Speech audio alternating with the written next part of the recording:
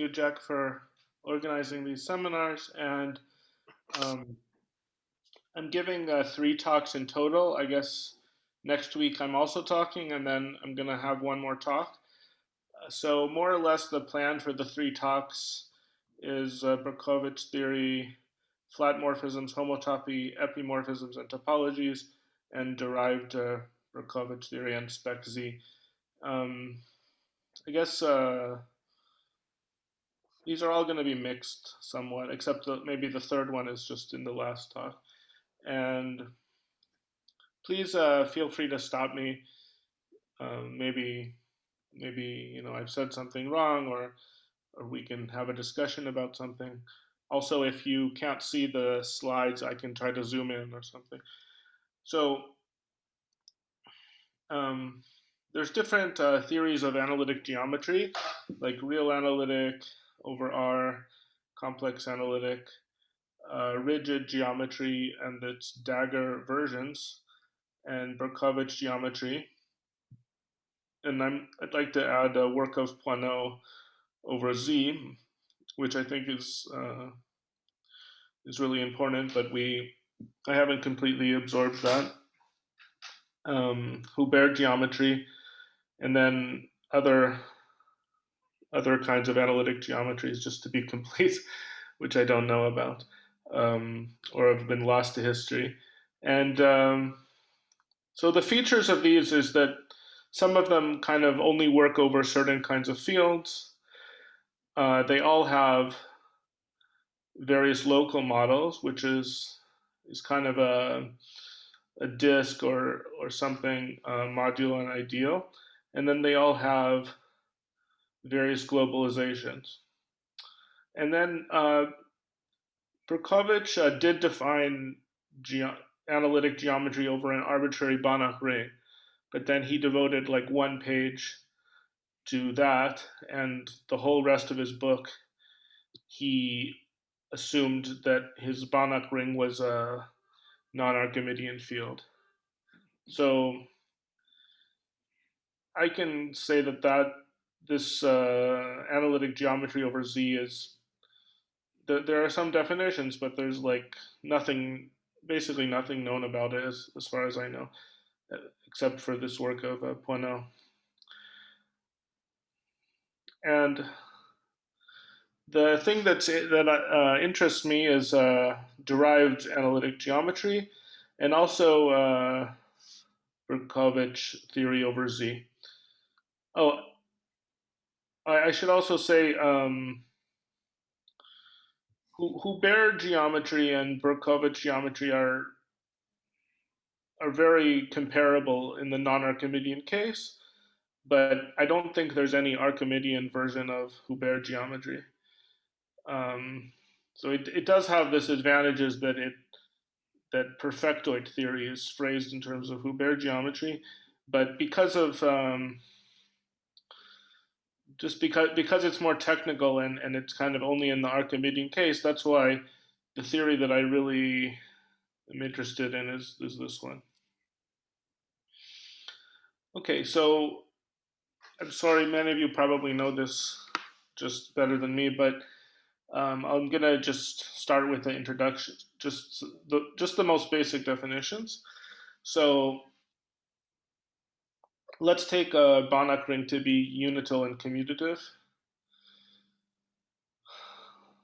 even though I guess some of the definitions don't even require that, but I'm never gonna be taking anything non-commutative or non-unital anyway.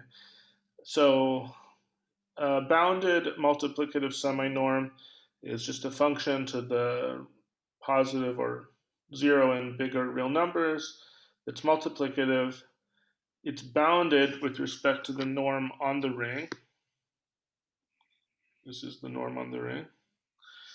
It takes 0 to 0, and it satisfies this inequality. And the spectrum is you take all bounded multiplicative semi-norms on your ring. And then the topology, it's generated by these open sets, where you take an open set in these real numbers, and just look at all. So you fix a function, or you fix an element of your ring, which you think of as a function. You look at all valuations that send the function to some, say, open line segment, or some open set inside R plus. It could, of course, be the half open line segment starting at 0 to some number. Okay, and you generate the topology, or you take the weakest topology, so that all these functions are continuous.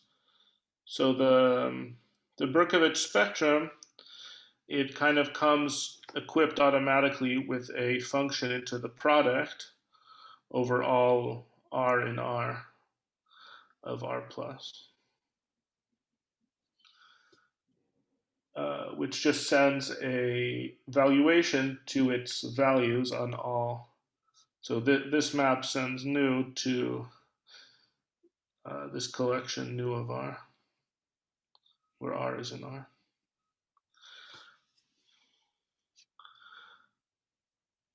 Okay, and it's known to be a non-empty compact Hausdorff space, and the map to spec R, which just takes you to the functions with 0 valuation, which is always a prime ideal, is a continuous map. Okay, so especially in the last talk, I want to return to the integers, but this is a picture of the spectrum for spec Z. You have, so the height here represents, so the height kind of represents whether one semi-valuation is bounded, has a bounded map into a lower one. So, if a point is lower than another point, the higher point is a semi-valuation that has a bounded, so that the map, I can write it this way, like Z, some higher, something that's higher on the tree,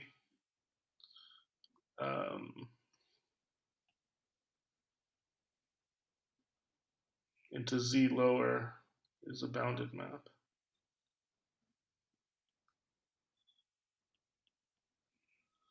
Okay, and for each semi-valuation, you can mod out by the kernel and complete the thing that you get.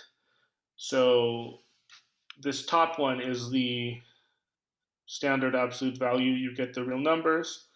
Then as you go down, you get scalings of the, so the standard absolute value to some power epsilon. As epsilon goes to 0,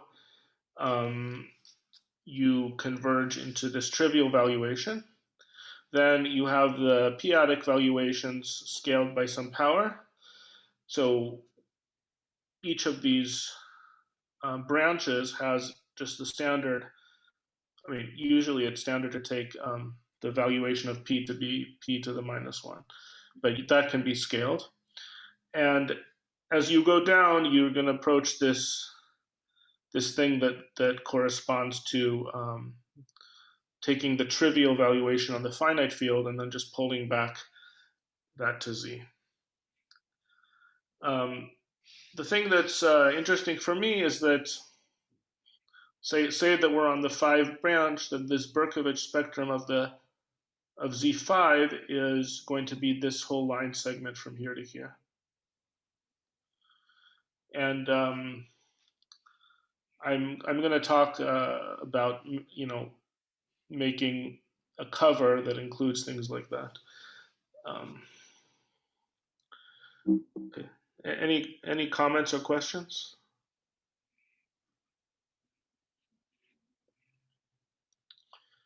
Okay, so the map that I talked to before to spec Z is actually extremely violent. It sends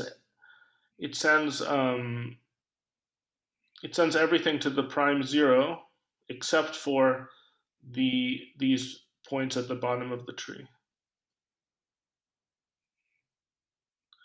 And also the topology on this thing is very weird as you approach, the neighborhoods of the. So we discussed the topology on the Berkovich spectrum, and the neighborhoods of the trivial valuation are extremely large. So um, you can't expect, there's no neighborhood that looks like this, for example. That that would be nice, but that's definitely not part of the Berkovich spectrum. The all the neighborhoods along each branch are just what you think about from the real numbers. There's all kinds of, just the topology of the line segments are included. So each line segment is homeomorphic to this, or actually I should say a half interval. Um, but as you approach in neighborhoods of the trivial valuation, it's very crazy situation. Okay, so now I'm going to give general definitions for analytic geometry over any Banach ring. So fix a Banach ring and a sequence of real numbers. I guess these should be strictly positive. And we're going to define two Banach rings. And both of these are defined for any Banach ring, except for the first one is usually used.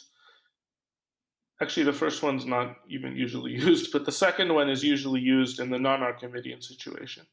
But they can both be used in any situation. So the first one is, I guess, as mentioned in some of the talks, an L1 type construction. And it has a universal property of being a symmetric algebra in the Archimedean category, and it's just formal power series that I guess in the formal sense converge on the closed disk, but what it means is that this sequence is finite, and the norm is the L1 norm. Okay, and the second one I'm just going to denote by this other kind of brackets. And it's usually used for our non-Archimedean, but it can still be used. I think it's still useful for the Archimedean case. For instance, if R is the complex numbers, people would write this as C0, and it's defined by this condition that the limit is 0, and the norm is the sup norm.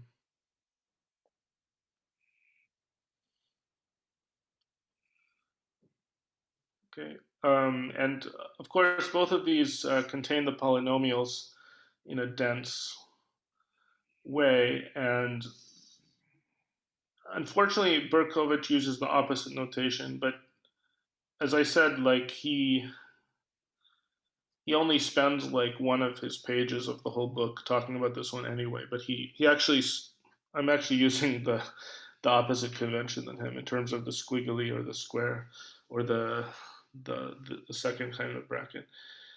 Anyway, these are not unrelated. I'll talk about the relationship between these two Banach rings. The squiggly one maps in a bounded way into the angle one. It's bounded and dense. I believe it's actually homotopy epimorphism. We can talk about that in later talks. And also, when R is a non-Archimedean field, they have exactly the same spectrum. So morally, these are just some kind of closed disks. And really, the Berkovich spectrum is actually identified when R is a non-Archimedean field.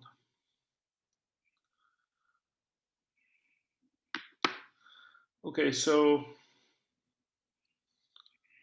that's, I guess that we'll keep this as inspiration. this nice topological space you can build. And we need some kind of more algebraic models for the topology. So we want something a little bit more combinatorial than the open sets and the Berkovich space, which are kind of, there's so many of them because it kind of has a classical topology. So there's something called the rigid topology, but let me start with this definition. A k-affinoid algebra is just a Banach algebra A over K that has strict epimorphism from this Tate algebra. And the thing that allows you to apply algebra to the situation is that these are nice just as abstract algebras. I mean, whenever you have an ideal in one of these things, it's automatically closed, which is very helpful for computations. And these are always Noetherian. Then you have this kind of Grothendieck topology defined on this category, where it's just built out of these basic kind of morphisms. So I'm letting P1 through Pn be a sequence of positive numbers, F1 through, oh, I guess this is a mistake. It doesn't have to be the same number, of course. I should say M for the Qs. So you have a sequence of positive numbers Pi and Qi, and what you're doing here is you're going to set the T's equal to the F's, which F was already in your ring, but you're now forcing it to have a different norm, and you're also inverting the functions G, and also in some normed way. So in terms of the Berkovich spectrum, these algebraic operations actually enforce inequalities. So they pick out certain seminorms whose evaluations on the functions fi give values that are less than or equal to pi, and whose evaluations on the function gj gives numbers that are bigger than or equal to qj. And then these morphisms are not in general flat with respect to the completed projective tensor product. So I'll give an example of that. Let's take QP of x, QP of 3x. So this is representing restriction of functions to a closed disk of radius 1/3. That is a very basic open set that we want in our theory. And in algebraic geometry, localization is flat. And this is a kind of analytic localization, but it's not flat. To see that it's not flat, all I have to do is take a strict monomorphism that's kind of disjoint from this. So I'll take, so we should think of this as being, this picture doesn't really mean anything. It's just, the only thing that's important for me here is that these don't intersect. Their Berkovich spectrum don't intersect, and that leads us to think that their tensor product is probably 0, and it really is 0. So the strict monomorphism, which is restriction to the annulus, to the blue annulus, actually becomes 0 after you tensor with the red space.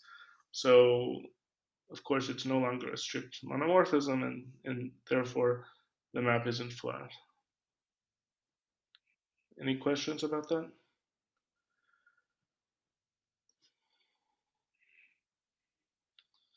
Okay, so let me compare this non-flatness. So if we think of the rigid topology in terms of what Jack said on the first day in terms of relative algebraic geometry, the most basic kinds of morphisms in the rigid topology are not flat. And we can compare this with the situation in algebraic geometry or differential geometry.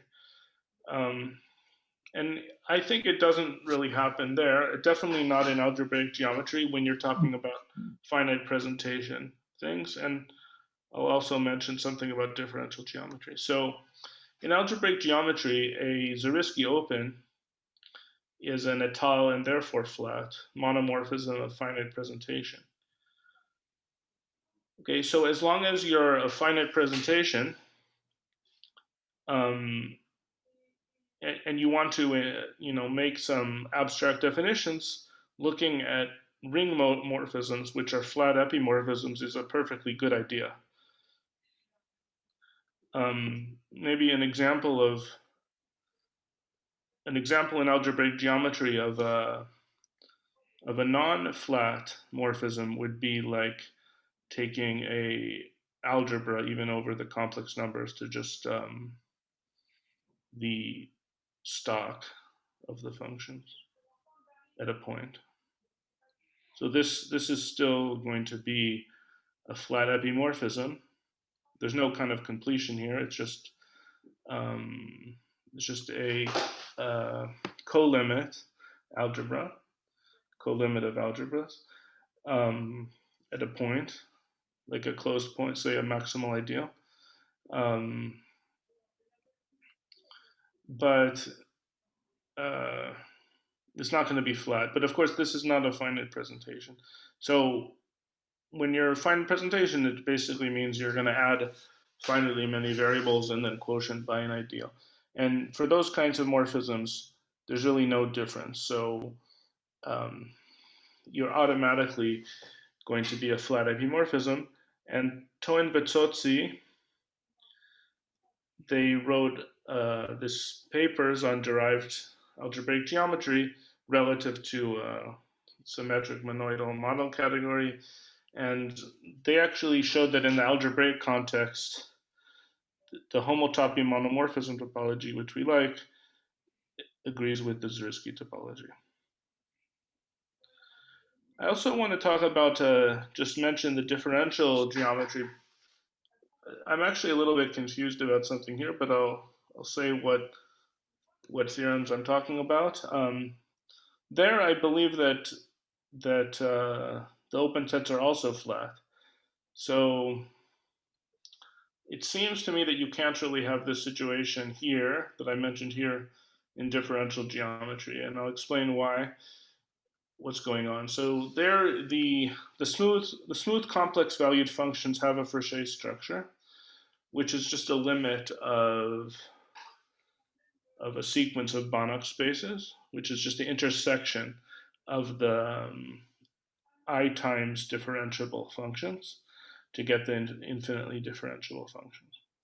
And if I take an open U inside M, I'm going to assume, just because of a theorem, I'm going to mention that U is actually inside W, which is homeomorphic to an open in Rm. So this just means that U lies inside one shard.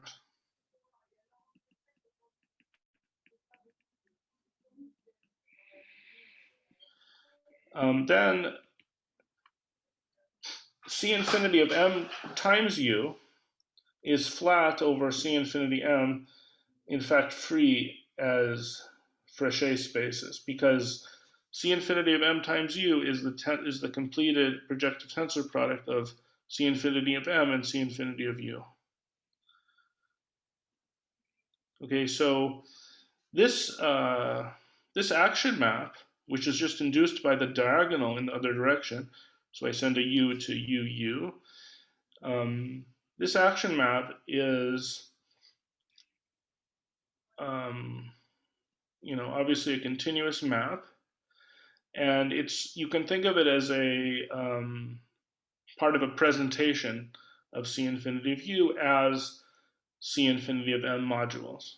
So it's a free C infinity of M module because it's just C infinity of M tensor some vector space. I don't even care what this is, some Frechet space. Then actually found a paper of that says that this map has a he didn't actually show that it was continuous, so I'll put question mark, but it has a left inverse map of smooth modules. So the point is that in the C infinity function setting, you have sort of lots of open sets, but you have lots of functions, much more. So you can use kind of bump functions and Gaussian functions that die off or go to zero at some point, and use them to construct a left inverse of this. And therefore, C infinity of M times U is just C infinity plus something. And therefore, C infinity, so because this is flat, this is also flat. Okay, so maybe some of you would have some comments on that. I don't know if Dennis is in the audience. I think he's thought about those things. But anyway, it seems to me that in differential geometry, and people have done this, you can look at flat epimorphisms in the Frechet sense, thinking of things as Frechet or in Banach over the complex numbers. And there things also work, but in the analytic geometry, in the analytic context, this is a problem just because of this kind of basic example.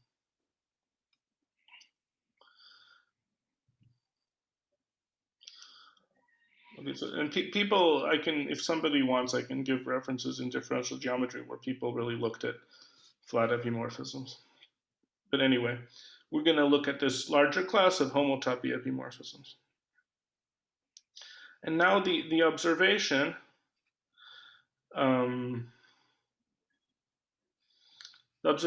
is that these morphisms, which are kind of the building blocks, so now I'm just adding one I'm forcing f to have norm r, or less than or equal to r, and I'm also, in the second one, I'm adding an inverse to g.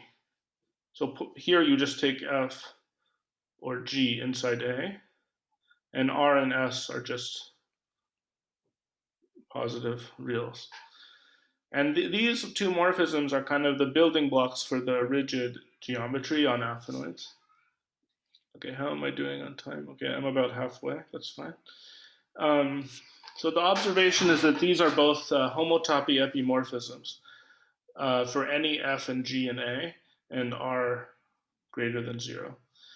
And because of these nice facts about aphanoids and closed ideals, this is actually really easy. All you have to do is show that these sequences are strict short exact sequences. And the fact that this is a strict epimorphism is already obvious because you're quotienting by an ideal. And the fact that this is a strict monomorphism follows from the fact that all ideals are closed. Okay, there's a little bit of a situation here if your field is the trivial valuation or something, but let's just ignore that for a second. So what I'm trying to say is that by the very definition of these things, they're written as a quotient by some ideal, and you can think of that as a projective resolution of these guys. And or you can say that in the derived category, this thing is equivalent to the two-term complex given by this. And you can use that to compute the derived tensor product. Because it's a projective resolution, the derived tensor product is just given by tensoring the kind of resolution by the thing itself. So I should have said that what I'm trying to compute here, so computing this derived tensor product A f over r tensor over A with AF over R. Okay, and when you compute these tensor products, you basically get a presentation of the derived tensor product by tensoring this with the resolution, and you see that you see that what you get is I guess a presentation of the underived tensor product. That these things are actually epimorphisms. So basically, this computation shows you that this would be, for instance, just AF over R.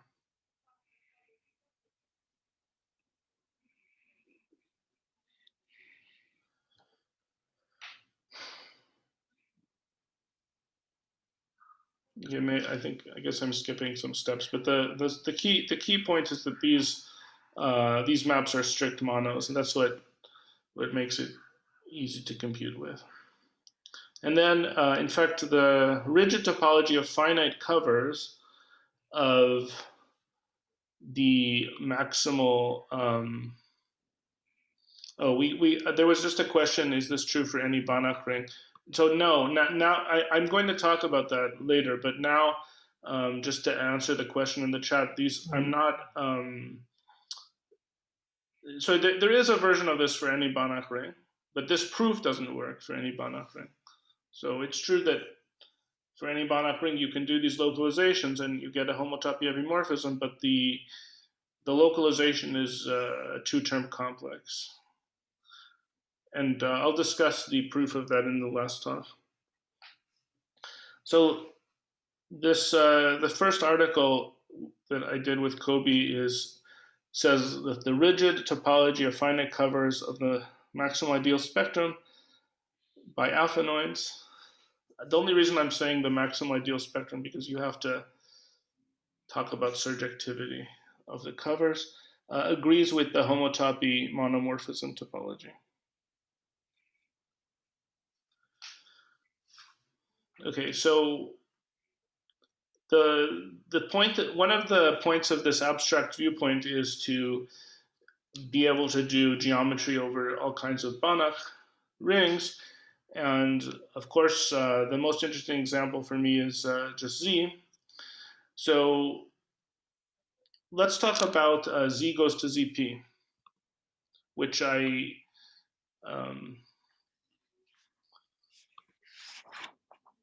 Z goes to ZP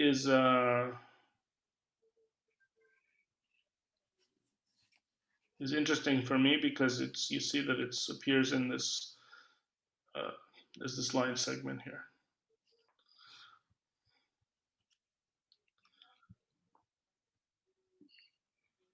So Z goes to ZP similarly to the localizations in rigid geometry. This is also not flat, and this is even easier to see. You can just take this Z goes to R goes to S1. It's a strict short exact sequence of Banach abelian groups, and let's just tensor it with ZP. But it's really easy to see that ZP tensor R is just 0.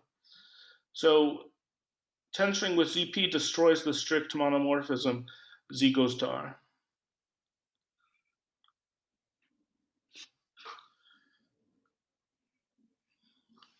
Okay, and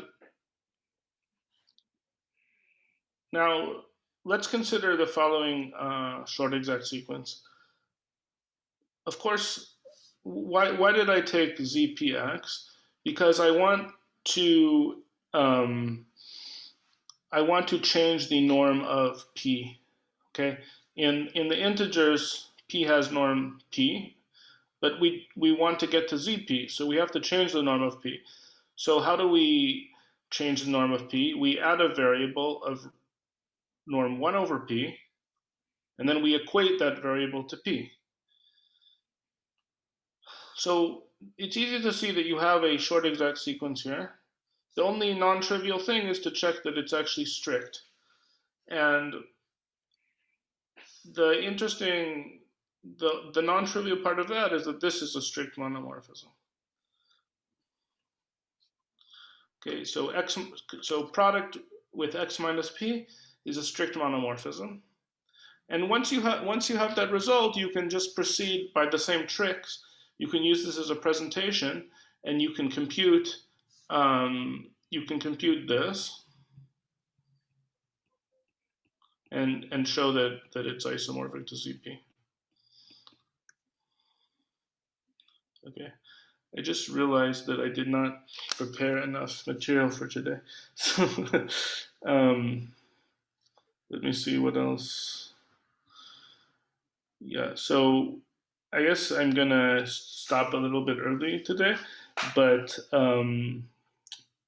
I will continue in the next talk with more examples, and I'll discuss also flat and étale morphisms.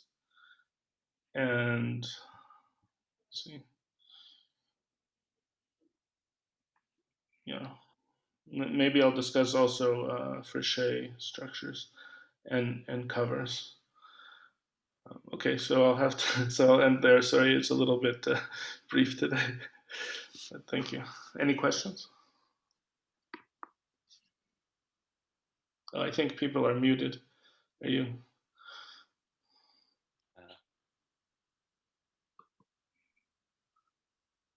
Maybe could you explain a little more the last sequence? Sure. Just one moment. I'll just share screen one more time. Hold on.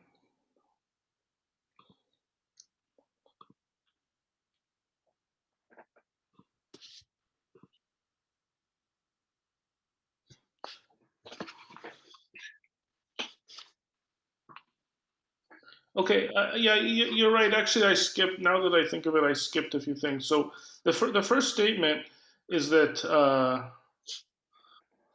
z of px modulo x minus p is actually isomorphic to zp. I should have explained that one first. So it's not too surprising because you have a natural map from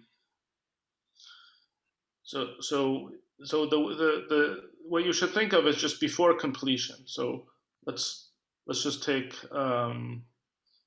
this silly map. This is isomorphic to Z. But now you can put the semi-norm, p-adic semi-norm,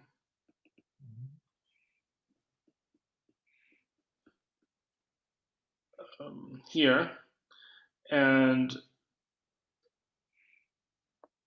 okay, so you have to modify the other side as well. So you have to put here the norm. You have to put here the norm where x is 1 over p. A semi-norm on zx. And now once you're happy with that, you can complete both sides.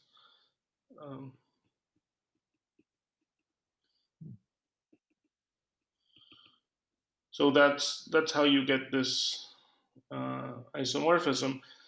But the harder, I mean, the thing that requires more computation is to show that that this map is strict, and you have to just kind of write it out. What can I say? Just 1 second.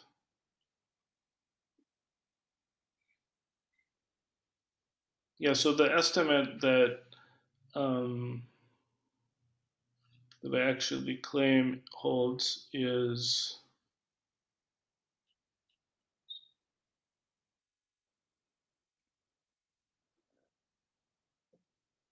so hold on.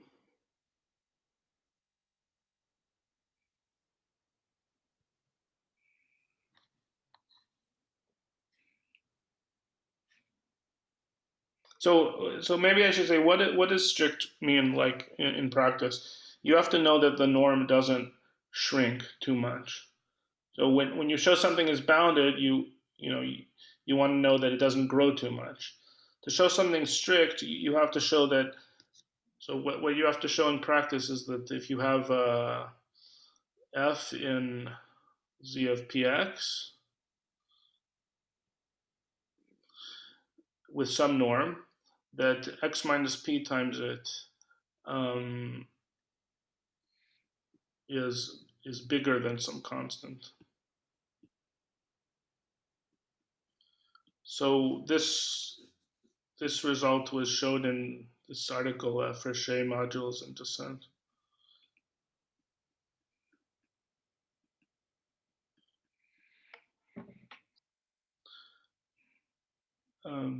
Does it seem okay to you, or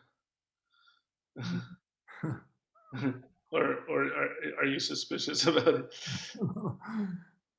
But it is a sequence of what? Of Z,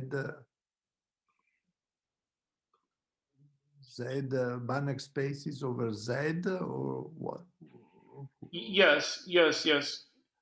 So yeah, it's a sequence of Banach abelian groups. Then Okay. the map, of course, is not a ring map. This one is just. Yeah. So it's as a. I see. Yeah. So I can the first step is to so you have to suppose that you have to just play with the coefficients to prove this. So if you have something like this, bj xj, you have to, the first thing you notice is that b0 is divisible by p. Then so you define a0 to, you observe that a0 has to be minus 1 over p b0, and then the next thing is that b1 plus 1 over p b0 is divisible by p. So you define a1 to be minus 1 over p b1 plus 1 over p b0, and you eventually get that ai is minus 1 over p bi minus 1 over p squared bi minus 1. Um, the reason I'm doing this is because you need an estimate which says that ai is less than or equal to bj p to the minus 1 minus I plus j.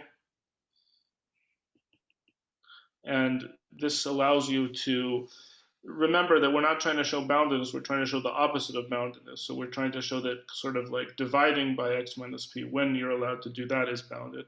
So then you eventually get that the norm of a I x to the I is less than or equal to some, it turns out to be p minus 1 r over p to the k.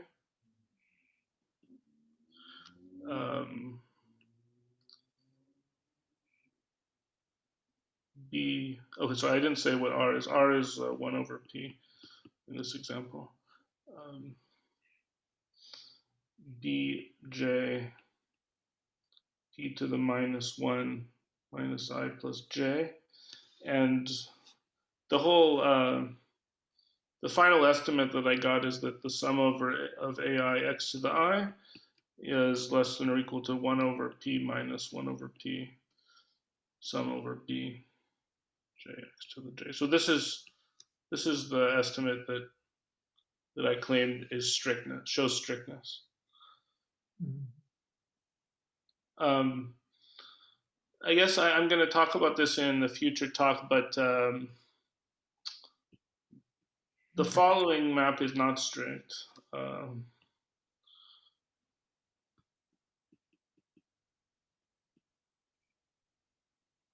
So you might think that R is also Right. For R, yes. Right. Yeah, but it doesn't work. So this is not strict. Uh-huh. So what we do is we define a kind of R to be this two-term complex. I mean, maybe I should say two because it might depend on this choice, but the same thing does not work for R. So you can't. It's probably not even true that Z goes to R is a homotopy epimorphism. I'm not sure, but Z goes to this thing is a homotopy epimorphism. And so the thing that's interesting me is to find a version of the integral Adels where everything is, which is a cover. But it's a cover, not, it's a cover by derived Banach rings, not Banach rings. Thank you. Thanks.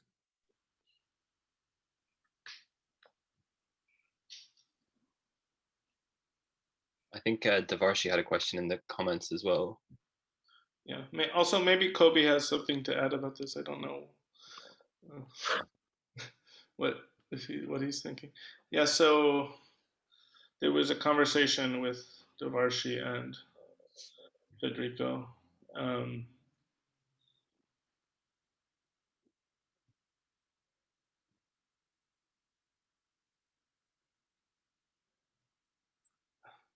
Yeah, Devarshi was asking if monomorphisms correspond to homotopy epimorphisms. I'm not completely sure when you say monomorphisms, what exactly you mean. So they're monomorphisms in what category? Yeah, so no, closed immersions, like a closed immersion is an epimorphism. So if you have like R goes to R mod I, this is a epimorphism, but definitely not a homotopy epimorphism. And this would correspond to just the vanishing locus of I inside the spectrum of R. But this is not. So this is an epimorphism.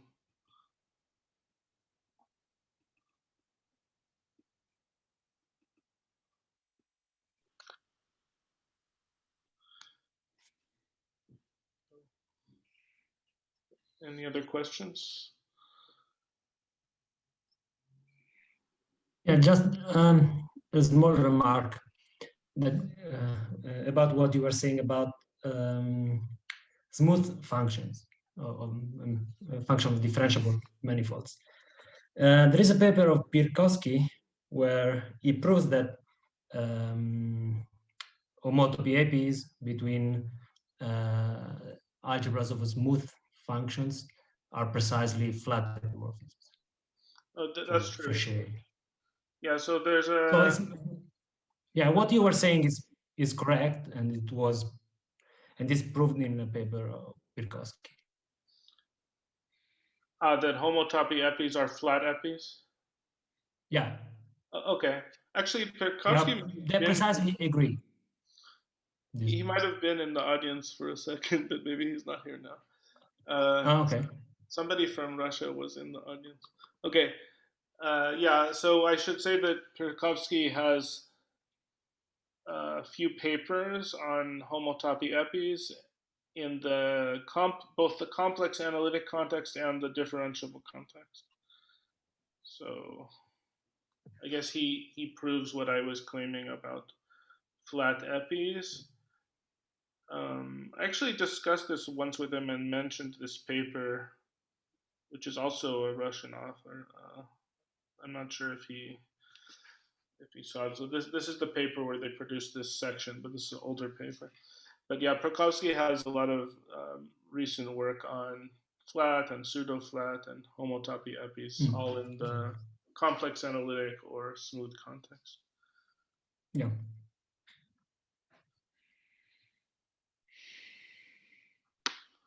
Yeah, I think, like you said, in the smooth context, things are like soft because you have partitions of unity, so you can kind of show that. I mean, like these opens are really the complements of one function, or so. I think that's kind of why this happens.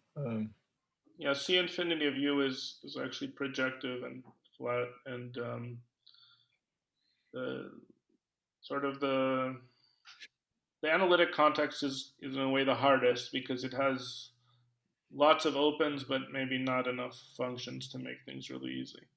But in the smooth case, you have both lots of opens and lots of functions, and in the algebraic case, you have few functions and few opens, so it's also easy.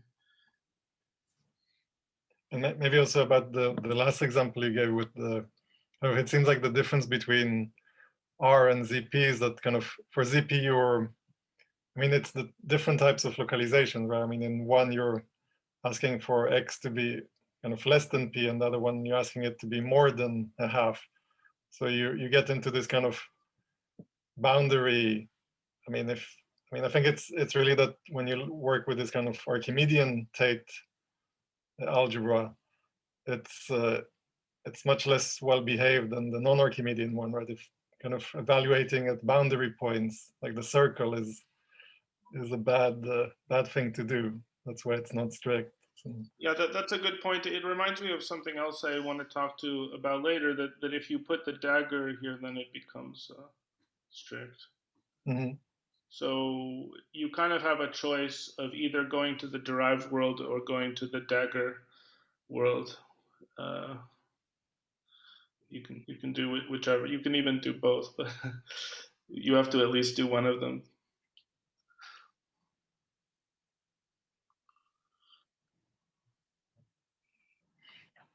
Yeah, so I guess you're saying that with the dagger, because you're really looking at this kind of germ of the disk, then evaluating at the boundary is not the problem anymore. Yeah, I'm going to talk about that. The dagger things, like we know for a long time, actually they can be written in terms of either Tate algebras or either this kind of curly bracket or the other kind of bracket. And for the other kind of bracket, things are strict for silly reasons, I think. So, but yeah, exactly what you said about the boundary.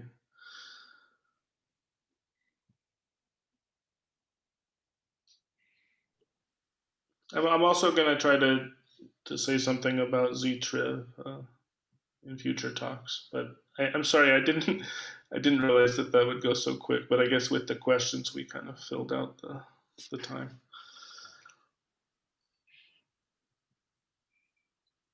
I guess in this cover of Z, you're constructing. It's not just homotopy monos, right? I think you mentioned this. You also want to talk about Étale. Well, no, I mean, I do still think you can do it with homotopy monos, but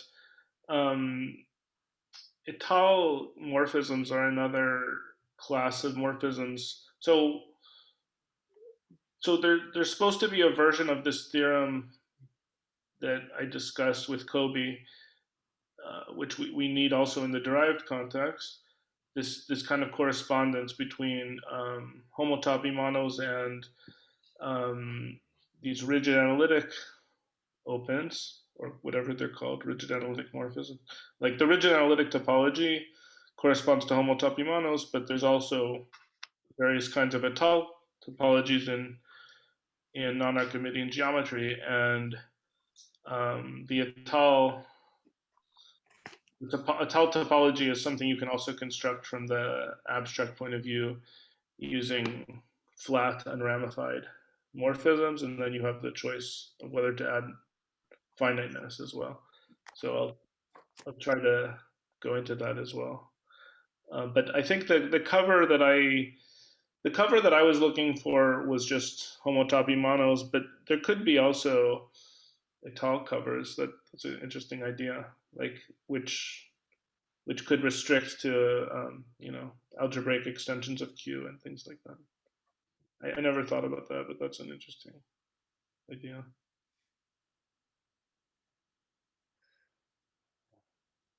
And I mean, maybe to add, like I think Jack mentioned in his talk that kind of if you have like covered by homotopy epis, you get kind of nice descent results, right? So that's why you would like to do that. Yeah, I'm hoping to use descent to work with the integral Adels, and that would allow you to probably prove things over Z using known results over the different fields.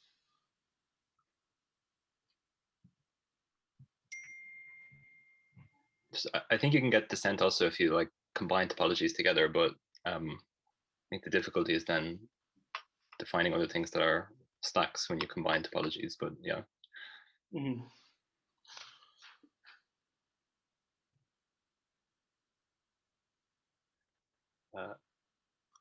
Okay.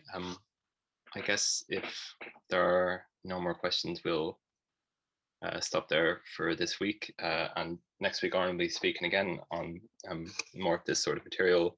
And next week, it's back to 4 o'clock again. Okay. Thanks, everyone. Thank you, Oren. Bye. Oren. Bye bye.